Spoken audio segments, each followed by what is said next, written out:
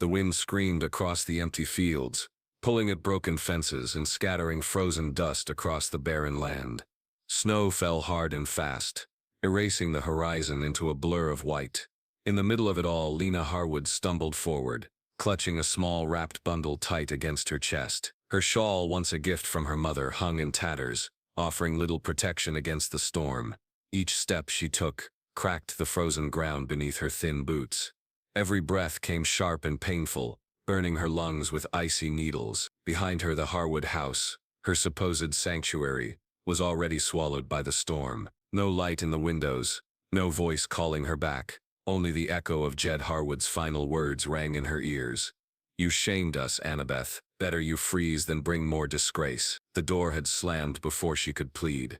She hadn't even been allowed to gather her things. Only the bundle, only him mattered now. Lena's fingers, stiff and cracked, tightened around the small shape in her arms. The baby hadn't cried once since his birth. He never would, but he was hers, and no amount of scorn or cruelty would tear him away from her. She moved blindly into the white, the world spinning around her. Her horse had collapsed an hour ago, buried somewhere in the snow behind her. She hadn't the strength to mourn him. She barely had the strength to keep moving. The cold whispered to her, tempting her to stop, to rest. It promised peace, an end to the ache inside her chest. She stumbled, dropping to her knees, the bundle still clutched fiercely against her heart. "God," she whispered, though her lips were cracked and bleeding, "if you still see me." The storm swallowed her prayer. Darkness tugged at the edges of her vision. She sank into the snow, the cold pressing in like a grave, and her body finally gave up. She didn't see the man who emerged from the white mist, a tall, broad figure, moving with grim purpose. She didn't feel the rough hands that lifted her from the snow. Elias Maddox said nothing as he gathered her frail body against his chest. His coat flapped in the bitter wind, his face rough and scarred beneath a wide-brimmed hut. He was no stranger to death in these lands. A man learned quickly. Mercy was dangerous out here. It could get you killed just as sure as a bullet. But when he looked down at the woman in his arms, her face bruised by the cold, her body barely more than bones and cloth, he couldn't walk away. The bundle shifted slightly between them, catching his attention. Something about the way she clung to it, even unconscious, stirred an ache deep inside him. Something he thought the war had burned out forever. Without a word, he turned toward the low hills where a battered cabin waited, half swallowed by snowdrifts. He moved carefully, his boots crunching through the fresh powder, every step a battle against the biting wind. Behind him, the land erased all signs of their passing. No one would know they had ever been there. No one would come looking. In Lena's arms, hidden beneath the threadbare cloth, the secret she had carried so far pressed close to her heart, silent, precious, and heavy enough to break her. Elias adjusted his grip, tightening his hold against the storm. Out here, survival wasn't about who had the strongest arms or the fastest gun. Sometimes it was about something far harder, refusing to let go even when the world told you to. And tonight, Elias Maddox decided, without speaking, without even knowing her name, that he would not let her die. The cabin creaked under the weight of the storm, its old timbers groaning as wind clawed at the walls. Inside, the air was bitterly cold, but at least it was dry. Elias Maddox knelt by the hearth, feeding kindling into a reluctant flame, glancing back over his shoulder at the figure curled on the cot. She hadn't stirred since he carried her in. Her face was a ghostly pale, lips blue, lashes heavy with ice. She lay wrapped in a thick wool blanket he'd pulled from his trunk. Her bundle, whatever it was, still pressed tightly against her chest. Elias frowned, rubbing a calloused hand over his jaw. He didn't like mysteries.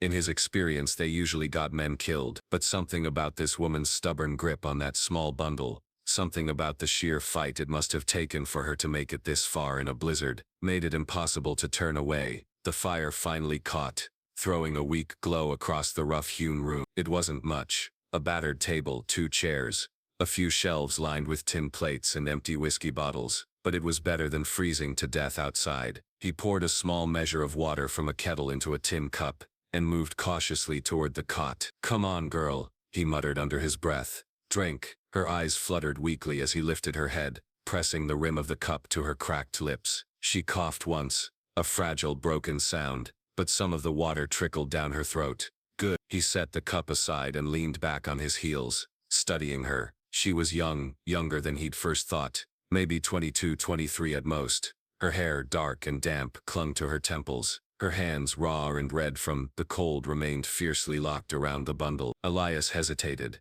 He knew he should pry it away, check if it was safe. Could be anything hidden in there. A weapon, stolen goods. Desperate folk did desperate things. But the look on her face stopped him. Even unconscious, she clung to that bundle like it was life itself. Whatever it held, it wasn't something dangerous to him. It was something dangerous to her. He sighed, standing slowly. He wasn't built for this. He was a man who lived with silence and hard work, not the fragile mess of saving strangers. Yet here he was. He moved to the window, squinting through the frost-streaked glass. The snow showed no signs of letting up.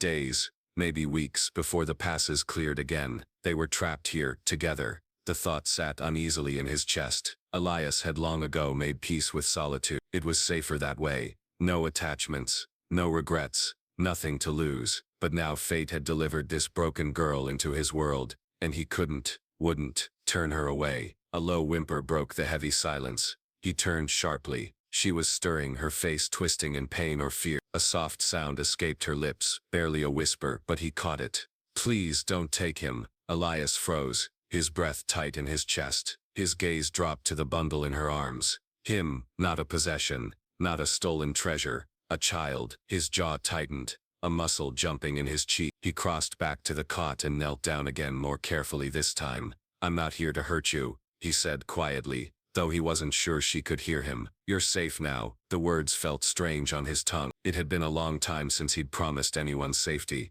and even longer since he'd kept that promise. Lena's hands relaxed slightly, though she didn't wake. The bundle shifted, and for the first time, Elias noticed how heartbreakingly small. Tu's grim understanding washed over him. He sat back against the wall, raking a hand through his hair. He didn't know this woman, didn't know her story, but he knew enough about loss to recognize its weight. Outside, the storm raged, a wall of white fury beating against the tiny cabin. Inside, in the fragile warmth of the fire, two broken souls clung to life, bound together by chance, or maybe something more. Elias closed his eyes, letting the crackle of the fire and the woman's ragged breathing fill the silence. For the first time in a long while, he wasn't sure who was saving whom. The blizzard stretched into a second day, swallowing the world outside in endless white. No roads, no tracks, only the steady howl of the wind and the groaning of ancient trees, straining under the weight of snow. Elias moved through the cabin with the wary steps of a man used to silence. He checked the fire,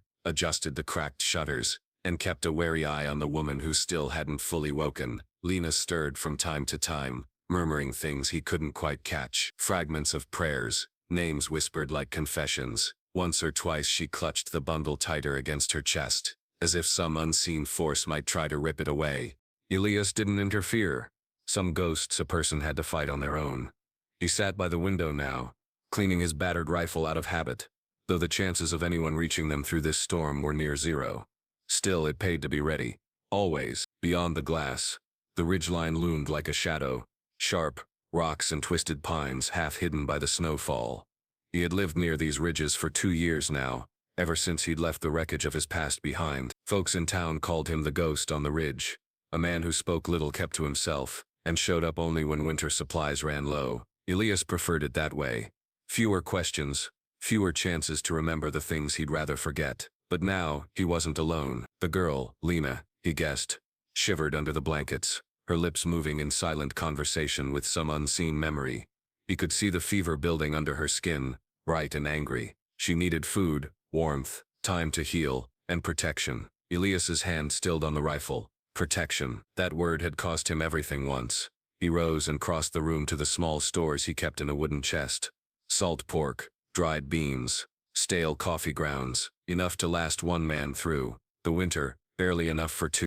He rationed out a small portion and set a pot over the fire, stirring it mechanically, mind elsewhere. What kind of life had this girl come from? What kind of cruelty sent a woman out into a storm with nothing but grief clutched in her arms? Elias knew the answers without needing to ask. This land wasn't kind to the weak, or to women who didn't follow its rigid, brutal rules. A widow with a secret was the easiest of prey. A low moan broke his thoughts. He turned quickly. Lena struggled against the blanket now, her face contorted in panic. Her voice, when it came, was ragged with fear. "No, please don't.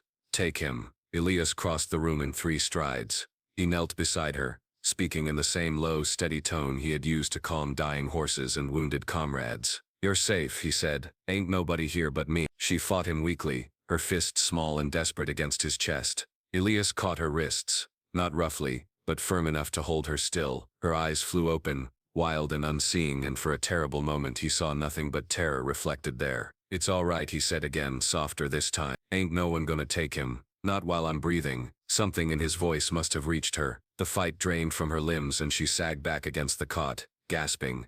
Tears tracked down her cheeks, leaving glistening trails. On her pale skin she curled protectively around the bundle once more, whispering something too low to hear. Elias released her wrists and pulled the blanket higher over her shivering form. He sat there for a long moment, watching as her breathing evened out, slow and shallow. Outside the storm raged on, relentless. Inside, a quiet promise settled between them, unspoken but iron-bound. Elias Maddox was a man who had made many mistakes in his life, trusted the wrong men, fought the wrong battles, lost more than he cared to count. But tonight, sitting by the bedside of a broken woman and her silent burden, he made a new vow, one he didn't dare say aloud.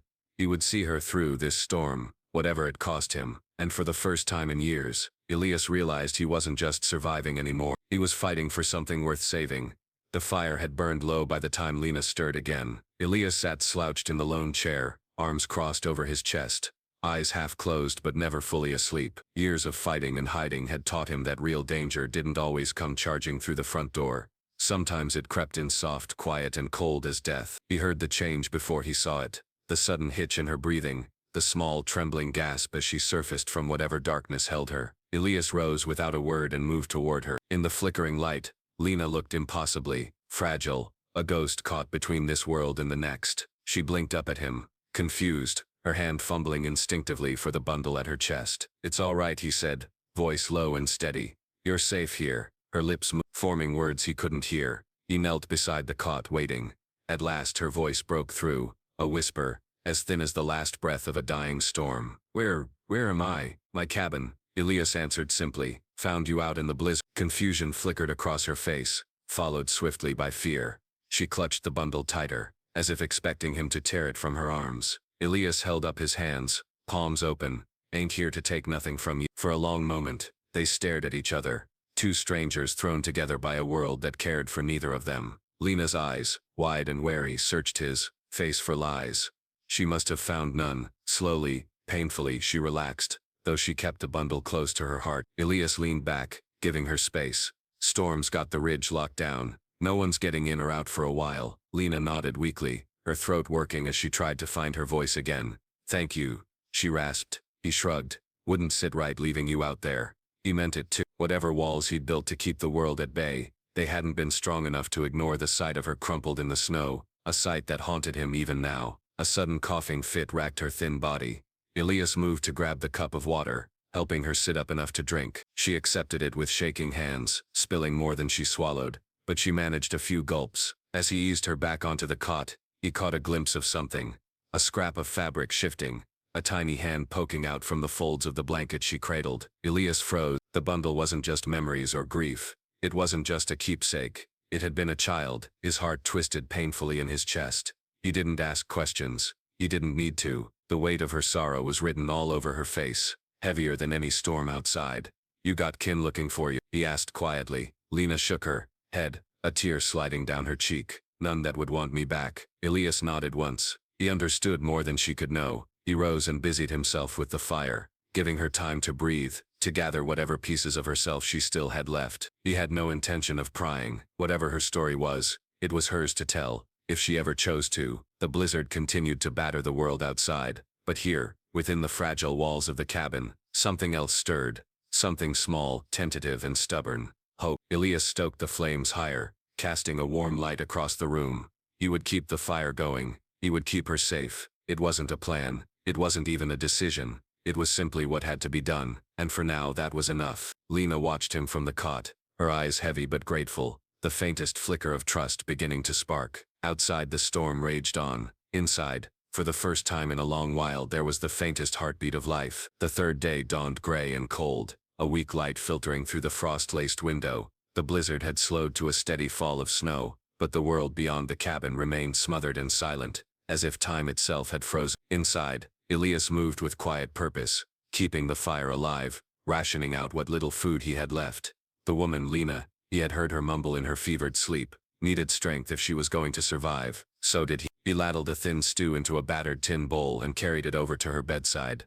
Lena sat propped up now, wrapped in the thickest blanket he owned, her skin still pale but no longer deathly. Her eyes followed him, wary but clearer than the day before. "You need to eat," he said simply, holding the bowl out. She hesitated, as if unsure whether she could trust even this small kindness. Then slowly, she reached out with trembling hands and took it. Elias pulled up the lone chair and sat across from her, silent. The only sounds were the crackling of the fire and the faint clink of the spoon against the bowl as Lena forced herself to swallow. She ate little, a few spoonfuls at most, before setting the bowl aside, her shoulders slumping with exhaustion. He didn't press her, he didn't ask questions, he just waited. Finally, after a long moment she spoke. Her voice was raw, fragile. "I didn't mean to cause trouble," she whispered, staring at her hands. "I just had nowhere else to go." Elias leaned back, resting his arms loosely on his knees. "Ain't no trouble." Lena blinked at him, disbelief plain on her face, as if she had expected cruelty, as if she had known nothing but cruelty for a long time. Her fingers tightened around the edge of the blanket, and her gaze dropped to the bundle resting in her lap. She smoothed the fabric over it with slow, reverent hands. Elias watched quietly, waiting. "I couldn't leave him," she said almost too softly to hear. They told me to bury him, to forget, said it was better that way." She swallowed hard, tears filling her eyes. "But he's mine. He's the only thing I ever had that was really mine." Elias felt something twist deep inside him, something he hadn't allowed himself to feel in years. He didn't speak. He knew there were no words that could touch the kind of sorrow she carried. Lena wiped at her cheeks with the sleeve of the blanket, trying to gather herself. "My husband, he wasn't a kind man," she said, voice shaking. "He blamed me for not giving him a son sooner. He didn't know." She stopped, her throat working painfully. "He didn't know it wasn't me." Elias's fists clenched slowly around the fabric of his pants, but he forced his voice to stay calm. "You don't have to tell it if you ain't ready," he said. Lena shook her head. "No, I need someone to know." The fire popped and shifted as she drew a deep, trembling breath. He found out I was expecting," she whispered. "But by then he already hated me, accused me of being unfaithful, told his family, told the whole town." She trailed off, the shame burning hotter than the fire could. Elias stared at the floorboards, jaw tight. He didn't need to hear the rest to understand small towns didn't need proof to condemn a woman. A rumor, a whisper that was enough to brand someone forever. And when the baby came, Lena's voice cracked. "He said it wasn't his. Said it was the devil's work. My own blood turned against me." Elias lifted his head, meeting her broken gaze. "You kept him," he said, voice low, even when they wouldn't. She nodded fiercely, tears sliding silently down her face. Elias rose from his chair, moving to stir the fire simply to give her space. But inside a rage was building, not against her, never against her, but against a world that punished the innocent and praised the cruel. Lena watched him, her face pale but determined. "I didn't leave because I was ashamed," she said, her voice gaining strength. "I left because I wouldn't let them put him in the ground like he was nothing." Elias turned back to her, firelight carving deep lines across his face. "You did right," he said simply. For a moment, neither of them moved. The storm outside was nothing compared to the storm inside that tiny room. The raw pain, the quiet courage, the unbearable weight, grief carried in silence for too long. But here at least, Lena wasn't alone anymore. Neither was Elias. And in the battered cabin on the frozen ridge, a fragile alliance was born. Not out of convenience or necessity, but out of something far rarer, understanding. Night pressed heavy against the cabin walls, and the fire had burned low again, painting the room in long, restless shadows. Lena had fallen into an uneasy sleep, her small body curled tightly around the bundle she refused to release even in dreams. Elias sat at the edge of the table, one hand nursing a chipped mug of coffee, the other resting heavy on his knee. He hadn't moved for hours. The storm had eased into a steady whisper outside, but inside a different storm churned, quieter, colder, one he knew too well. Elias let his gaze drift to Lena, studying the fragile rise and fall of her chest. He thought of the world she had fled, the cruelty that had driven her into the teeth of a blizzard, carrying nothing but sorrow in her arms. And he thought of his own past, buried deep beneath layers of silence and scars. It had been years since he last spoke of it, years since he even allowed himself to feel it. But tonight, something had cracked open inside him, something he could no longer patch with whiskey or work or worn-out prayers. He rose slowly, careful not to wake her, and pulled his coat off the hook by the door. The cold slammed into him, the moment he stepped outside, biting at his skin, numbing his hands. But he needed it, needed the sharpness of it to ground him. The skies stretched black and endless overhead, the stars scattered like broken glass across the heavens. Elias shoved his hands deep into his pockets and walked a few paces from the cabin, the snow crunching under his boots. The past was never far away out here. It rose up from the ground like mist clinging to the trees, whispering through the stones. He closed his eyes, images flashed behind his lids. Blood-soaked fields, the screams of dying men, the crack of rifles, the acrid stench of gunpowder. The Civil War had ended years ago, but for men like Elias Maddox, the battles never truly stopped. He remembered the faces of the boys he had led, too young, too eager, too trusting. He remembered the orders he had given, the traps he hadn't seen, the graves he had dug with his own trembling hands. Commanding men was easy when you believed you were right. Living afterward was the real punishment. Elias's fingers found the thin scar that ran from his temple down to the line of his jaw, a souvenir from the final charge he had barely survived. There were other scars too, hidden beneath his shirt, twisted into the muscle of his back and chest. Wounds he had earned, wounds he had deserved. He opened his eyes and stared out into the endless night. You didn't get to walk away from that kind of past. You just learned to carry it quieter, and maybe that was why he hadn't been able to leave Lena in the snow. Maybe he recognized the same weight in her, the same haunted grief he saw in the mirror every morning. He turned back toward the cabin, the warm glow of the fire visible through the frosted window. Inside that tiny, battered house, against all reason, something was beginning to take root. Not redemption, he knew better than to hope for that, but maybe a small kind of mercy. When he stepped back inside, he found Lena sitting up, blinking at him through the gloom. "You all right?" she asked, her voice rasping with sleep. Elias hesitated, then nodded once. "Just needed some air." She watched him for a moment, her eyes sharp despite her exhaustion. Maybe she recognized the shadows clinging to him too.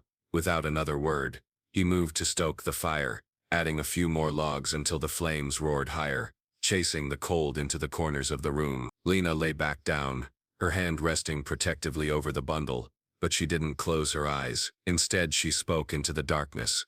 "You're carrying something too," she said softly. Elias froze, one hand still on the fire iron. He didn't answer, didn't deny it.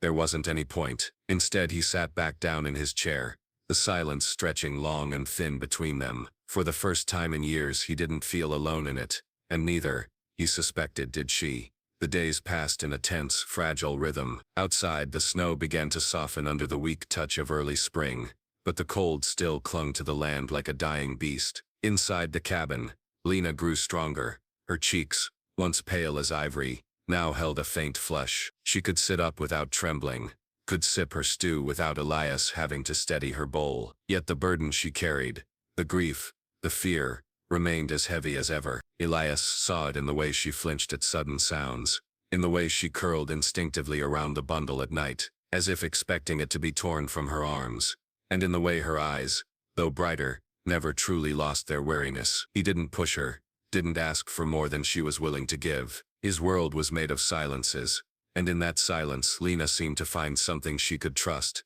But trust, he knew, could only shield them for so long. On the morning of the 5th day, as he returned from checking the traps along the creek, Elias spotted something that made his blood run cold. Tracks, deep boot prints in the slush, leading up toward the ridge from the valley below. Someone was coming, and they weren't alone. He crouched by the trail, studying the signs. 4, maybe 5 men, moving fast, purposeful. Elias straightened slowly, his jaw tightening. He knew, the kind of men who traveled in groups out here. They weren't neighbors bringing pie and blankets. They were trouble. He made it back to the cabin in half the time, kicking the snow from his boots as he slammed the door behind him. Lena jumped at the noise, her hands flying protectively to the bundle. Elias crossed the room in 2 strides, grabbing the rifle from its resting place above the hearth. "What is it?" she asked, voice trembling. "Riders," he said grimly. "Coming." Up the ridge, fear drained the color from her face. She clutched the bundle tighter, rocking slightly where she sat. Elias loaded the rifle with calm, practiced movements. "You know them?" Lena hesitated, then nodded. "If they're from town, they're here for me." Elias cursed under his breath, a rare break in his usual stoicism. "Not gonna let them take you," he said. Lena's eyes filled with tears. She tried to blink away. "You don't know what they'll do." He met her gaze, steady and unflinching. "Don't need to know.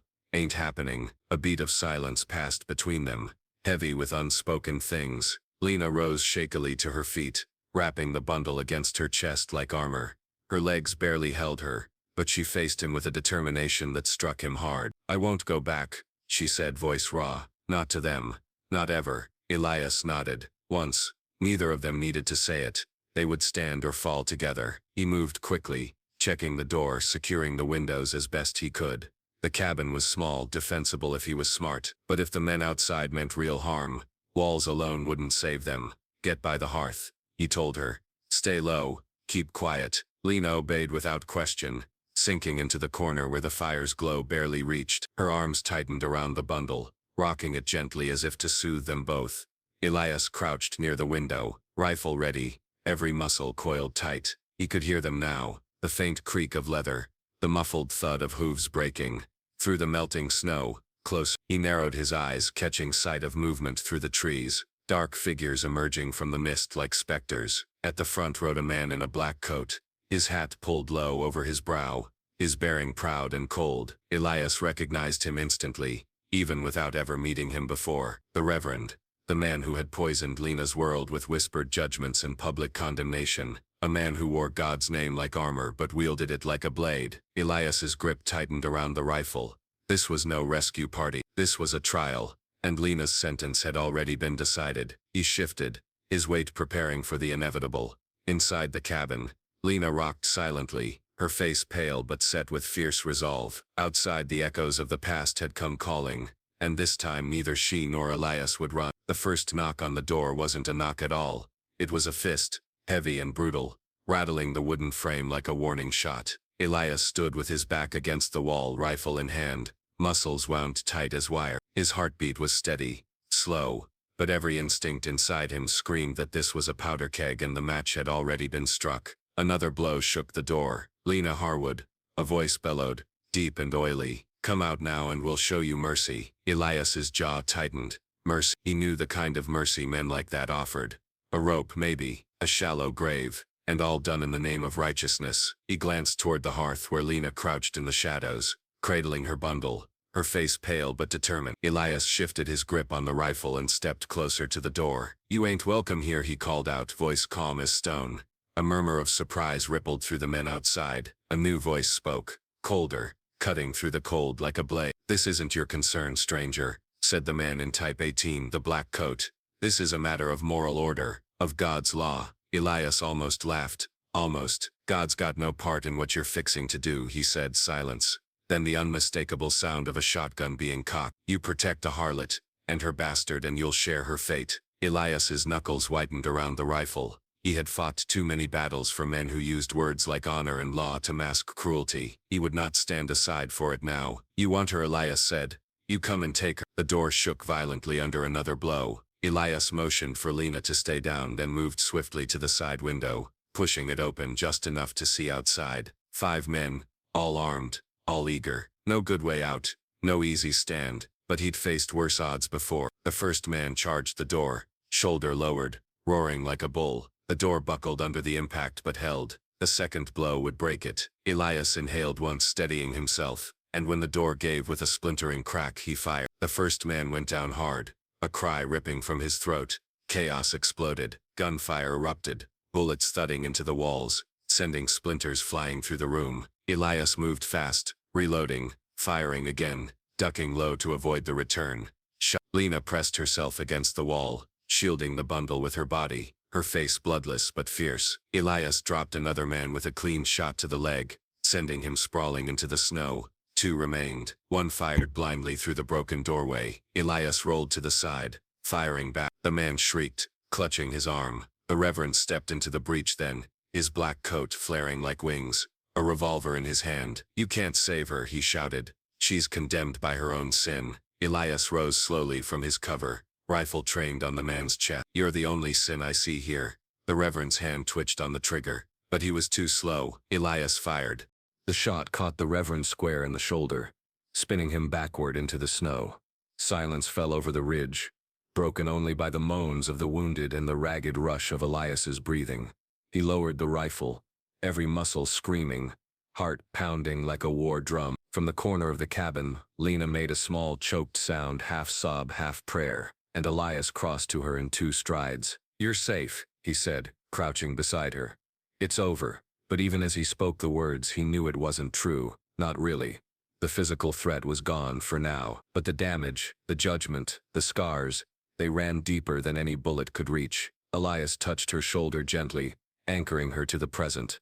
Outside, the snow was stained red where it had caught the fallen men, the white purity marred forever. Inside, by the weak light of the fire, Lena looked up at him, and for the first time he saw not just fear in her eyes. He saw trust and a fragile, desperate kind of hope. Elias squeezed her shoulder once, then stood, guarding the broken doorway with rifle still in hand, because winter was not yet done with them, and neither was the world. The storm had broken, but inside the cabin the silence felt heavier than any snowfall. Elias stood guard by the shattered door, rifle still gripped in his calloused hands. His body ached from the fight, but it was a distant, hollow sensation, nothing compared to the weight pressing down on his chest. Behind him, Lena sat by, the fire cradling the bundle closer than ever. Neither of them spoke for a long while. The wounded men outside had retreated, dragging their fallen with them. The Reverend had been among the last to stumble away, clutching his bleeding shoulder, his mouth twisted in rage and defeat. But Elias knew better than to think it was truly over. Judgment had a way of following you long after the battle ended. He turned at last, setting the rifle aside, and moved slowly to the hearth. Lena didn't flinch when he sat across from her, a sign of trust hard-won and fragile. You saved me, she said quietly, her voice hoarse. Elias shook his head. You saved yourself. Lena looked down at the bundle in her arms. Her fingers traced the fabric as if memorizing every thread. For a long time she whispered, I thought, maybe they were right. Maybe I was cursed, dirty, unworthy. Elias's hands curled into fists at his sides, but he forced himself to stay silent. Let her speak. Let her bleed out the poison they had poured into her. My husband, he wasn't just cruel, she continued. He hurt me in ways I didn't have words for. Elias bowed his head, grief and fury twisting inside him. When I found out I was with child, she said, voice breaking, I prayed it would be different, that maybe the baby would change everything. She laughed, a sharp, broken sound. But the baby wasn't his. Elias lifted his head slowly, his eyes locking onto hers. Lena's shoulders sagged under the weight of the truth. He had been gone for months, off gambling, whoring. I'd been alone for so long. I never meant for it to happen. But her voice cracked again, and she buried her face against the bundle, sobs racking her thin frame. Elias crossed the small space between them and knelt beside her. He placed a hand gently on her back, not demanding, not pressing, just there, a silent vow. You got nothing to be sorry for, he said, voice low and fierce. You hear me? Nothing. Lena wept harder then, as if the words had broken some final dam. Inside her, years of shame, of blame, of carrying burdens that had never been hers to bear. All of it spilled out into the room, raw and real. Elias stayed with her, steady as a stone in a river's current. When at last the storm inside her ebbed, Lena looked up, her eyes red but clearer than he had ever seen them. I named him Noah, she whispered, her voice trembling. It means God has heard. Elias's throat tightened painfully. He reached out, brushing a strand of hair from her damp forehead. He heard you, Lena, he said. He surely did. She stared at him, something fragile and terrified flickering across her face, something that looked dangerously close to hope. I don't know what happens next, she said. Elias smiled, a rare rough thing that tugged at the corners of his scarred mouth. Neither do I, he admitted, but we'll figure it out, together. The word hung between them, warm and solid in the cold cabin, together. Lena looked down at Noah's bundle, then back at Elias, searching his face for any hint of doubt or false comfort. She found none, only a man as broken as she was, man who had seen the worst of the world and chosen, despite it all, to. The fire crackled, casting long shadows across the floor. Outside, the first weak light of spring touched the snow, turning it from blood-stained white to something softer, something almost golden. Inside, for the first time, Lena allowed herself to believe, not just in survival, but in the possibility of life beyond the pain. She leaned her head against Elias's shoulder, and he shifted to support her weight, holding her carefully, as if she were something precious, which, to him, she was. In the quiet, in the broken places, something new was taking root, and neither of them, not anymore, would have to face the future alone. Spring came slow to the high country, even as the snow melted into muddy rivulets that carved new paths through the hills. The nights remained cold, and the mornings cracked with frost, but where once the land had seemed barren and cruel, now it carried a softer promise, a chance to begin again. Elias leaned against the cabin's battered doorframe, arms crossed, watching Lena move carefully through the patch of clearing. Outside, the bundle was gone now, buried on the hillside beneath a small hand-carved cross. Elias had helped her fashion from driftwood and twine. Noah Harwood carved into the wood with the tip of Elias's hunting knife. A name no one could take from him. A name whispered every morning when the sun crested the ridge. Lena knelt by the grave now, placing a tiny handful of wild flowers she had scavenged from the thawing fields. She stayed there for a long moment, her head bowed, lips moving in a silent prayer. Elias stayed back, giving her the space she needed. Grief wasn't a thing you hurried. He knew that too well. When she finally rose, she turned toward him, and though her cheeks were wet with tears, her eyes were steady. She walked back to the cabin, boots squelching in the wet earth, and Elias straightened instinctively, ready to meet her halfway. They didn't speak at first. They didn't need to. In the space between them now lived something deeper than words, a hard-earned trust, a quiet partnership forged not in promises but in actions. Lena brushed a damp strand of hair from her forehead and offered a small wry smile. "Cabin's in bad shape," she said, nodding toward the sagging roof and battered walls. Elias chuckled, a low, rare sound. "Seen worse. We could fix it up," she said, her voice careful, testing the weight of the idea. "Maybe even grow something. Chickens. A garden." Elias studied her for a long moment, the corner of his mouth lifting slightly. "We," he repeated. Lena flushed, but she held his gaze. "If you want," she added softer now, "if you're not tired of stray souls wandering through your life." Elias took a slow step forward, then another, until they stood, so close he could feel the warmth of her skin against the morning chill. "Worlds full of lost souls," he said, "but I reckon you ain't lost no more." She smiled then, a real smile, wide and luminous, breaking through the last of the winter inside her. Elias reached out, rough fingers brushing lightly over her knuckles. "I ain't much good with words," he admitted. "Ain't much good with people either." "You're good with what matters," she said simply. The truth of it sat heavy in the air, warm and solid. He squeezed her hand gently, careful of how fragile she still looked, but knowing deep down she was stronger than most men he'd ever known. They stood there in the clearing, the broken cabin behind them, the rough grave, a silent witness, the wild, merciless world, stretching out in all directions. And somehow it didn't seem so terrifying anymore, because home wasn't a house with fine walls, or a town with clean streets and cold stairs. It wasn't the approval of neighbors or the judgment of men hiding behind holy words. Home was here in the wilderness, in the stubborn heartbeat of survival, in the steady presence of someone who refused to leave. Lena tipped her head back to look at the sky, the clouds parting just enough to let a shaft of golden light pour over the ridge. Elias watched her, memorizing the sight. She was no longer just the broken girl he'd found in the snow. She was his future, and for the first time in what felt like forever, Elias Maddox allowed himself to believe that maybe, just maybe, he was worthy of one. He squeezed her hand again, firmer this time. "We'll build it," he said, "whatever it takes." Lena smiled, tears glinting in her eyes, and squeezed back. Together they turned toward the cabin, battered, stubborn and waiting, and took their first steps into the life they would fight to build. Not perfect, not easy, but theirs. And that was enough. In a world that often rushes to judge what it does not understand, Lena and Elias remind us that true worth isn't decided by whispers or titles. It is found in the quiet, stubborn act of choosing kindness over fear, choosing love over shame, choosing to build something new from what the world tried to break. If this story touched your heart, we'd love to hear from you.